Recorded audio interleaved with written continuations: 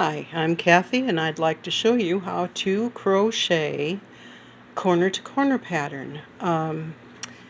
It's pretty easy once you get started, and I'm going to show you the trick to getting started, and I'll show you how to turn a corner. Thank you. I'll be right with you. Okay.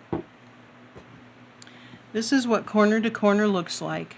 Obviously I haven't gotten all the way finished or to any good size with this, but it shows you how it makes a nice pattern, kind of a stair step pattern. And here's how we're going to get started. You start with your usual slip knot, and I'm going to chain 6. 1, 2, 3, 4, 5, 6.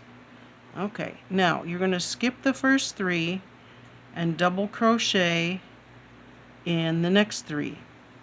That'll give you what looks like 4 stitches. Okay, last one. Now we're going to chain 6. 1, 2, 3, 4, 5, 6, and I'm going to do the same thing, skip 3, and then put in 3 double crochets.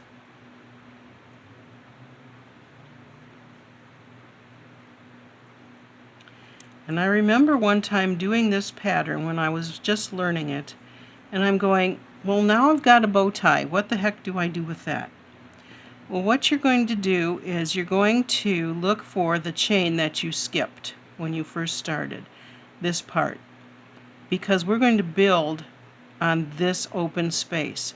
So I'm going to attach it right here at the beginning of that chain, slip knot, chain 3 to make a stair step. Well, I did 2. If you're loose, you can do 2. If you are a tight crocheter, do 3. But now I'm going to put 3 double crochet right in this space. 1, 2, 3. And then we're back on an edge, so I'm going to chain 6 again, and we're going to continue the stair step pattern. 1, 2, 3, 4, 5, 6. I'm going to double crochet in the last 3 here. 1, 2, and 3. Okay, and I'm going to attach it right here at the end of that edge chain. Chain 1, 2, or 3 as you wish. 1, 2, 3 double crochets in that gap. Attach it up here at the corner of this square. 1, 2, or 3. And then I have another gap here. 1, 2, 3. And then you chain 6 again. And you just keep going like that. Now if you want to turn a corner, let's say this is going to be a coaster, so I'm going to make a small thing. Okay, now I want to go back and make the other half of my square. How do I do that? What I'm going to do is turn it, and I'm going to slip stitch along this edge. Oops, didn't get all my yarn that time. Slip stitch on the side, slip stitch on the side, and chain 3 or 2, whichever you prefer.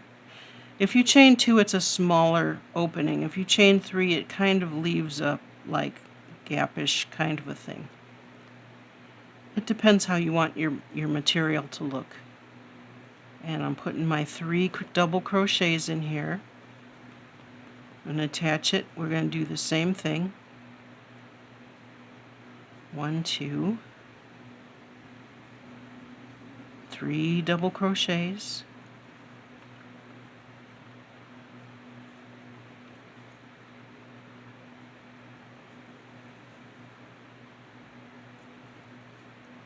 and attach it here. Now let's say I want that to be my other corner. I'm going to do the same thing I did on the other side. I'm going to slip stitch along the edge here. Slip stitch, slip stitch, chain 3 or 2, 3 double crochets in that space, attach it here, and lo and behold, we have a square. You can make this any size you want. If you are making an afghan, some of the rows are going to be the same length, but since you're doing it on a diagonal, you're going to have to increase on one side and decrease on the other until you get to the length you want, and then turn your corner. So it's something to think about. There are patterns online that show you what to do, but this is really the basics of it. Just play with it a little bit and see if you like it. I think it's absolutely beautiful, and I especially like these long color changes because they just make a stunning impression when you finish the afghan. So I'm gonna hope that you have a good time with your yarn and enjoy your craft. Since we have a little bit more time to sit in the house and do things that are handy with our fingers, try something new. Maybe this is the stitch that you want to give a shot.